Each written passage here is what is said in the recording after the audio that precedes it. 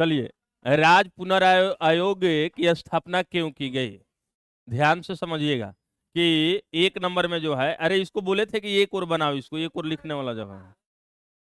अच्छा देखो, ध्यान समझो कि राज्य पुनर्आयोग की स्थापना क्यों की गई। तो राज्य पुनर्आयोग की स्थापना, देखिए जब भारत स्वतंत्र हुआ ना, भारत जब स्वतंत्र हुआ तब अजय, जो भारत जब स्वतंत्र हुआ तो इसके सीमांकन के लिए जो है बहुत बड़ा जो है एक समस्या था कि भारत को कैसे सीमांकन किया जाए, अर्थात सीमा बांटा जाए राज्यों के बीच में। और इसको लेकर जो है अभी बातचीत हो ही रहा था, तब तक आंध्र प्रदेश में तेलुगु भाषी लोग जो है आंदोलन कर दिए। और यह आंदोलन जो है देखते देखते तुरंत हिंसक आंदोलन में बदल गया। और जब यह हिंसक आंदोलन में बदल गया तो प्रधानमंत्री ने 1952 में कह दिया कि आंध्र प्रदेश के नाम से एक अलग राज्य होगा। तो भाषा के आधार पे आंध्र प्रदेश का हो गया। तब बाकी राज्य के लोग जो है वो लोग भी भाषाई आधार पे जो है मांग के लिए संघर्ष करना स्टार्ट करिए।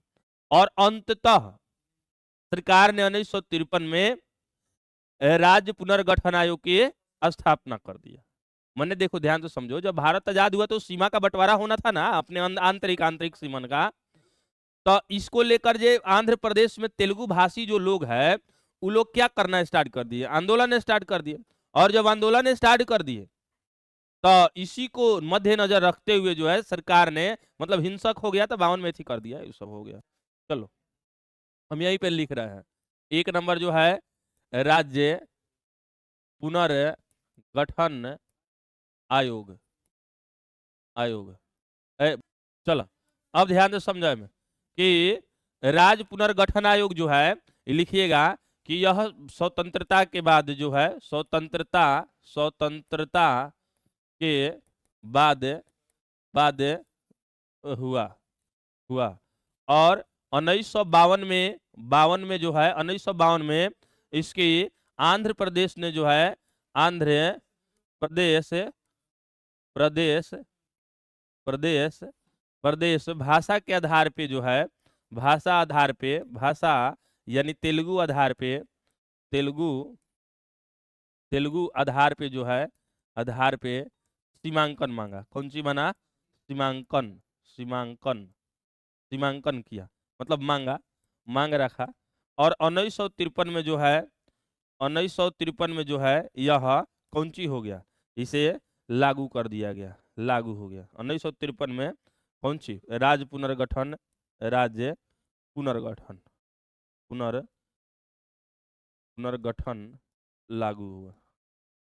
लागू हो गया, बस हो गया। अब देखिए जितना बात बोले उसको लिखना बड़ा मुश्किल होता है, इसलिए समझो सब।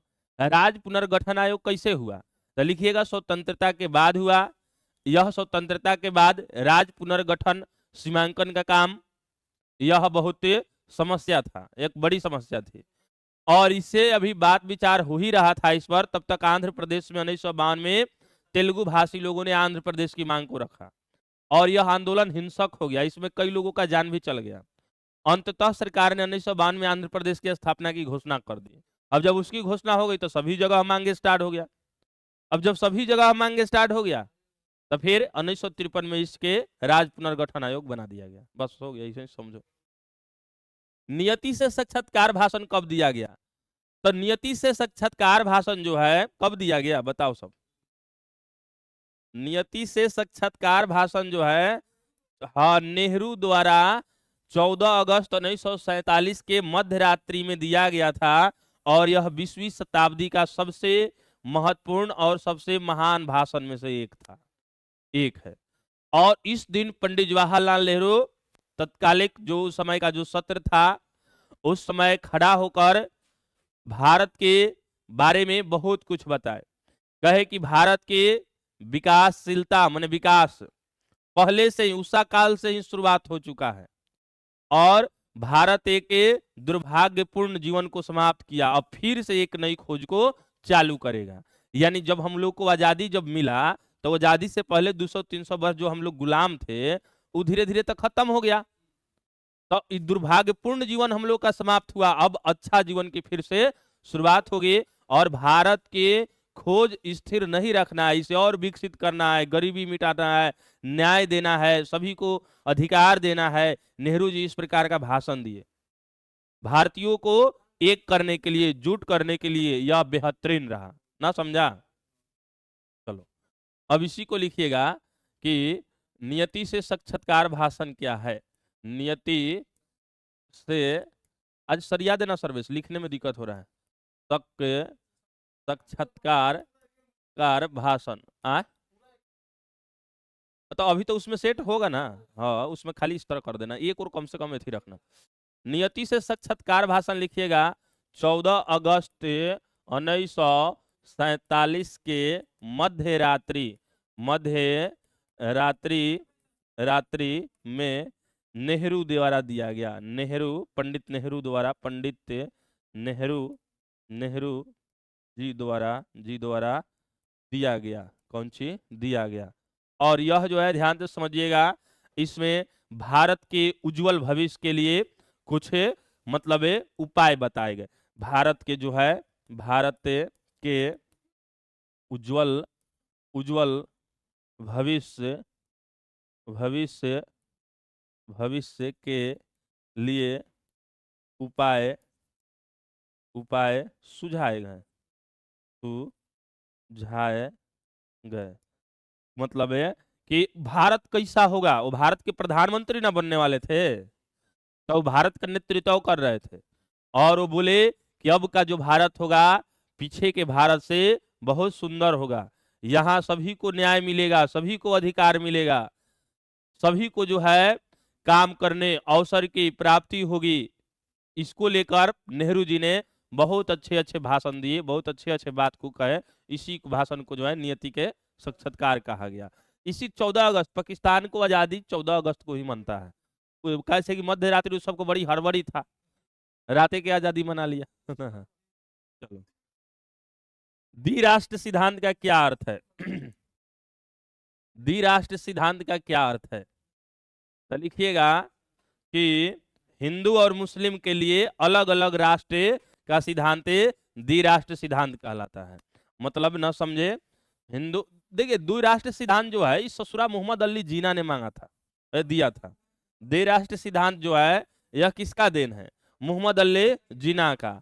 और जीना जो है ये कहा कि हिंदू और मुस्लिम सामाजिक रूप से, धार्मिक रूप से, राजनीतिक रूप से और आर्थिक रूप से कभी एक नहीं हो सकता है। इसलिए भारत जो है, मतलब उस समय जो है द्विराष्ट्र सिद्धांत के आधार पे इंडिया और पाकिस्तान का बंटवारा हुआ। पाकिस्तान और इंडिया जो है यह दो भागों में बट गया, इस दो राष्ट्र सिद्धांत के तहत ही हुआ। और इसके सबसे प्रमुख जो है मोहम्मद अली जिन्ना था, क्योंकि दो राष्ट्र सिद्धांत का मांगे वही किया था। उसका मानना था कि हिंदुस्तान, यदि हिंदुस्तान में सभी मुस्लिम लोग रह जाए तो यहाँ हिंदू की बहुलता है, यहाँ मुस्लिम की कोई कद्र नहीं होगी, मुस्लिमों पे शोषण होगा। वह मुस्लिमों का एक मतलब जो है, मतलब बहुत बड़ा हृदय वाला, मतलब जो है एक व्यक्ति बनना चाहता था जिन्ना, कि मुस्लिम के लिए। और इसीलिए उन्होंने पाकिस्तान की मांग किया, और पाकिस्तान के मांग के आधार पे पाकिस्तान का मांग हो ही गया ना। लिखिएगा द्विराष्ट्र सिद्धांत, द्विराष्ट्र सिद्धांत,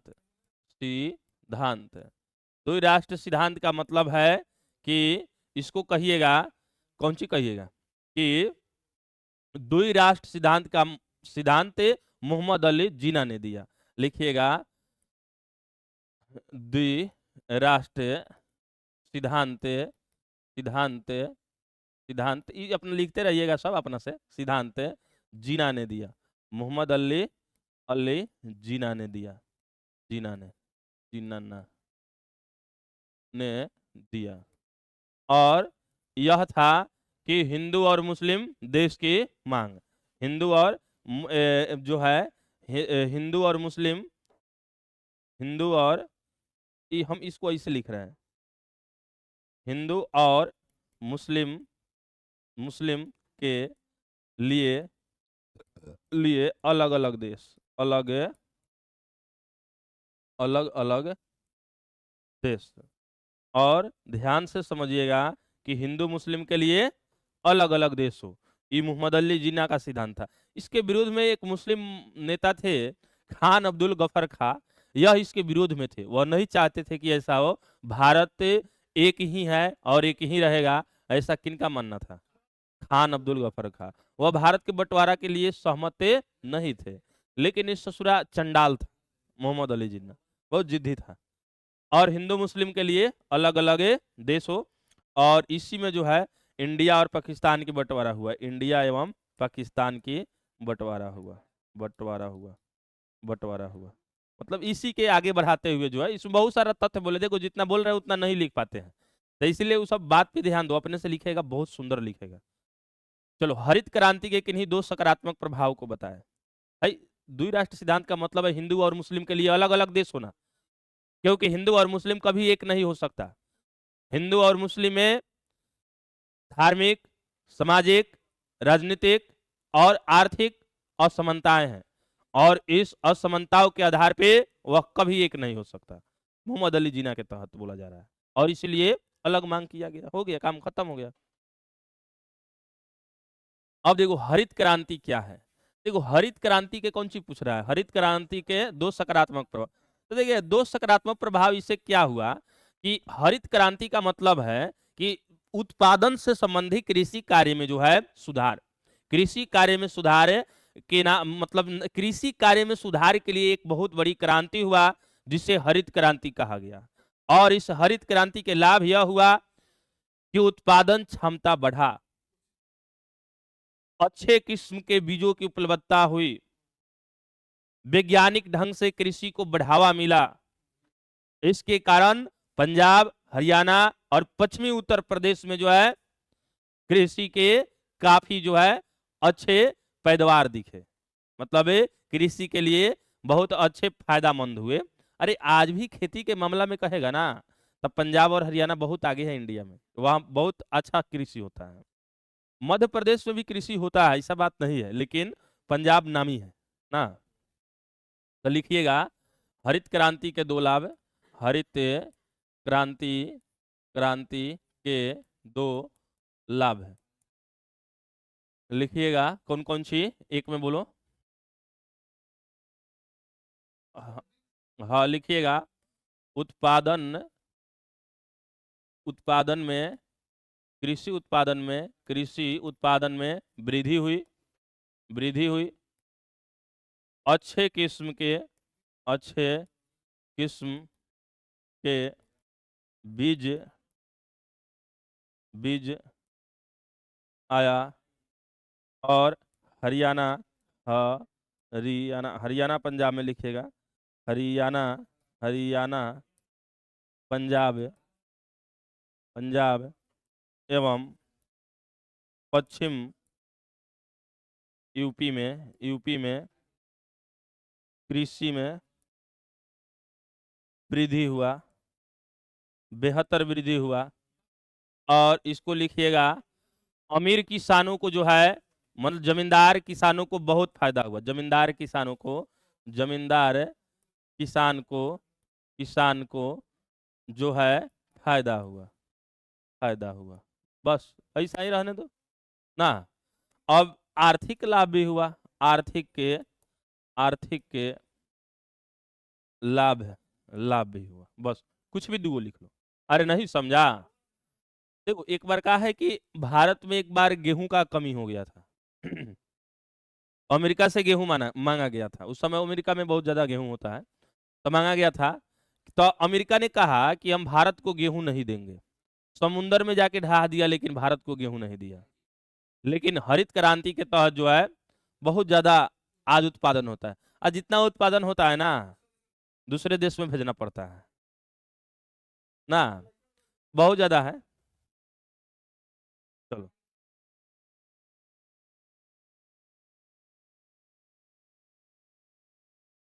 चलो विकास के दो मंडल, अरे काय फंसता है।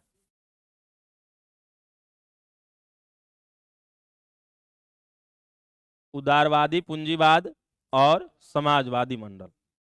लिखिएगा विकास के दो मंडल, विकास के दो मंडल। एक लिखिएगा उदारवादी पूंजीवाद, पूंजीवाद मंडल, मंडल, और एगो समाजवादी मंडल, मंडल। इसमें जो है, इसमें जो है व्यापारिक क्षेत्र में सरकार हस्तक्षेप नहीं करता है। इसमें जो है व्यापार में, व्यापारिक के क्षेत्र में, क्षेत्र में सरकार जो है, सरकार हस्तक्षेप नहीं करती, हस्तक्षेप नहीं होता, नहीं होता। इसमें जो है व्यापारिक के क्षेत्र में, क्षेत्र में हस्तक्षेप है, हस्तक्षेप है। लिखिएगा, ध्यान से समझिए। अभी कहां से आया? विकासवादी मंडल। जब भारत आजाद हुआ तो भारत से के देखो, जब मान लो कि कोई बच्चा हुआ तो उसको हर चीज पर ध्यान देना होता है, कैसे सीखे, कब चले, कब बोले, कब कैसे करेंगे, अगला भविष्य कैसा होगा। तो समझो भारत आजाद हो रहा है तो अभी नया है, अब इसको राष्ट्रीय स्तर पे, अंतर्राष्ट्रीय स्तर पर इसको बेहतर कैसे किया जाए। तो भारत के लिए जैसे यह एक समस्या था कि राज्य पुनर्गठन कैसे किया जाए, सीमांकन कैसे किया जाए, उसी प्रकार यह भी समस्या था कि भारत अब किस सिद्धांत को लेकर जो है आगे बढ़े, पूंजीवादी विचारधारा या समाजवादी विचारधारा।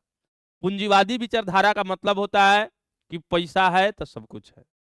समाजवादी विचारधारा का मतलब है कि पैसा है तो है, लेकिन समाज के अन्य भी व्यक्ति को देखना है, अन्य भी व्यक्ति को देखना है। इसमें आगे पीछे किया जा सकता है, उसमें आगे पीछे ना, ऊपर सरकार का नियंत्रण नहीं होता है, इस पर सरकार का नियंत्रण होता है। जैसे आप आलू खरीद के स्टॉक कर लिए, मान लो कि तुम बहुत बड़े अमीर आदमी हो, पूरे भारत के आलू खरीद कर स्टॉक कर लिया, तो सरकार नहीं करने देगा, आप स्टॉक नहीं रख सकते। कहिएगा हम पैसा से, उससे क्या हुआ, पैसा तुम पैसा देखता है, हम पूंजीवादी है नहीं है, हम पूंजीवादी नहीं है, पैसा हम नहीं देंगे, सभी किसी को मिलना चाहिए। या हाँ पैसा लो, थोड़ा बहुत लो, सभी को दो, ऐसे हो जाए तो बोलो तो। लेकिन अमेरिका में ऐसा बात नहीं, पैसा है तो खरीदो, नहीं पैसा है मत, हमरा आलू हम जय मर्द पे बेचे, हमरा तुमको उससे क्या करना है। उसमें बहुत ज्यादा सरकार हस्तक्षेप इस पे नहीं करता है, लेकिन यहाँ पे है, यहाँ पे बहुत ज्यादा। और तू कहेगा कि जय नहीं, सरसों साग टमाटर वमाटर जैसे मन करे तैसे बेचे, नहीं, एक रेट फिक्स होता है। अब टमाटर है तो मान लो कि इस चारू ओर मान लो कि 50 रुपए बेचा रहा है, अब तुम कहो कि 5,000 रुपए बेचेंगे, नहीं तो हम नहीं देंगे, तो ऐसा नहीं कर सकता है ना। चलो, तो हम यही यहीं तक रहने देते हैं, चलो 5-6 को रहने दो।